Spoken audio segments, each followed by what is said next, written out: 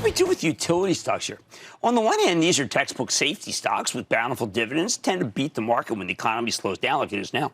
On the other hand, when the economy gets hit so badly that demand for power plummets, that can put real downward pressure on even their earnings. So look at American Electric Power, which owns the largest power distribution network in the country, along with some big power generation assets. AP got hammered along with everything else when the market crashed. Then the stock rebounded back to the mid-80s, where it stayed for the better part of a month. Last week, though, American Electric Power reported a quarter that the market didn't like so much. The company delivered a top and bottom line miss, while management told us that their full-year earnings would likely come in at the low end of the forecast. But they're still going to beat the forecast. In response, the stock got hit, losing 5% last Wednesday. At these levels, AP's pretty cheap, sports a bountiful 3.5% yield. But is that enough? Let's check in with Nick Akins, the chairman, president, and CEO of American Electric Power, to get a better read on how the utilities are holding up. Mr. Akins, welcome back to Mad Money. Hi, Jim. How are you? Well, I got to tell you, Nick, I never thought it would happen.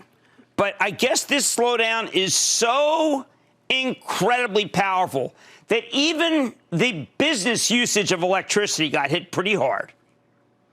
Yeah, it did. Actually, we looked at many of the activities that were going on. The first quarter really didn't represent the true nature of what was happening, particularly with the coronavirus. So we picked up our April numbers right before our earnings call, and certainly it showed deterioration in our commercial and industrial sector, and our residential went up. So we're still working to try to figure that out in terms of how that mix is going to work in the future. But certainly it's thrown everyone for a curve, but we think we have it well in hand. All right, so Nick, how much of it do you think is work from home versus the skyscrapers that are empty? Oh, I think a lot of it's work from home, because we saw about a 7 to 10. You see about 7 to 10% decrease in industrial and commercial customers, which are basically those that are restaurants, schools, those types of things. They have fallen about 7%, 5 to 7%. So those kinds of reductions you see. But you also see in April a 6% increase in residential. So that means people are working from home, established at home, and certainly our margins are dictated. We make about 3 times the margin on residential that we do industrial. So we're managing through that mix and determining what the right level of not only expenses, but also in terms of capital to deploy in relation to that. But at the same time, you've done something that we don't think of that utilities do, forbearance. People were in trouble. You helped them. Yeah, so we've been active in the communities we served. Our foundation obviously has been active, but our employees, just a great tribute to them, being able to work on our innovation labs, built masks and delivered those to hospitals. And certainly for many of our customers, we've been working our call centers with the Small Business Administration loans to our commercial customers to help them get back on their feet as quickly as possible, because obviously we want to see this to recover in a V-shaped as opposed to some U-shaped or W or whatever. Now, how about the health of your workers who are out there doing things that I imagine if they get too close to each other, they could get sick, like they had in that windmill situation at General Electric up north? Yep. So we've got about 18,000 employees. 12,000 are working from home and doing very well from that perspective. The others are out in the field, obviously responding to storm activities and those types of things. We've taken extra precautions relative to that, making sure they have the PPE, making sure we have testing in place where we need to have testing, and then secondly with masks and social distancing and all the hygiene activities. So we've been pretty successful. We've had very minimal cases, and all those cases, thankfully, are responding positively. So we're in good shape.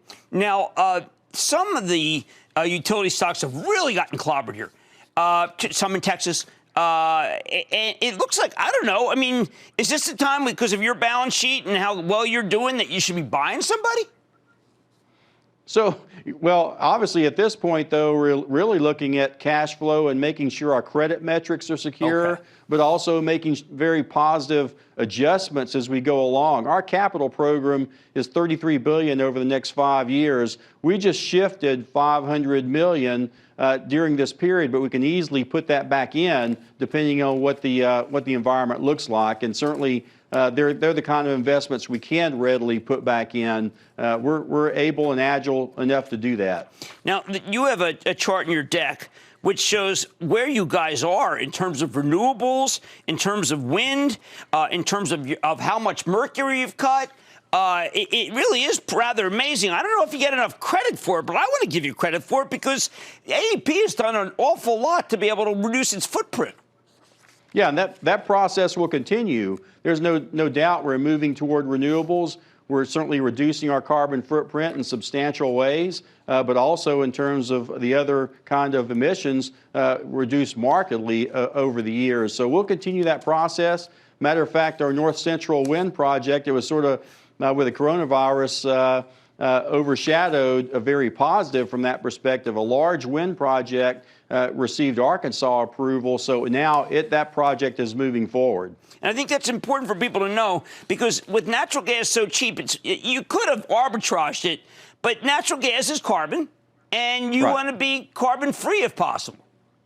Yeah, and actually it's a natural hedge to any kind of fossil fuel with emissions to have renewables in place. It's a natural hedge in terms of the price, but also a hedge in terms of any kind of carbon activity that may occur out of Congress or elsewhere. Right.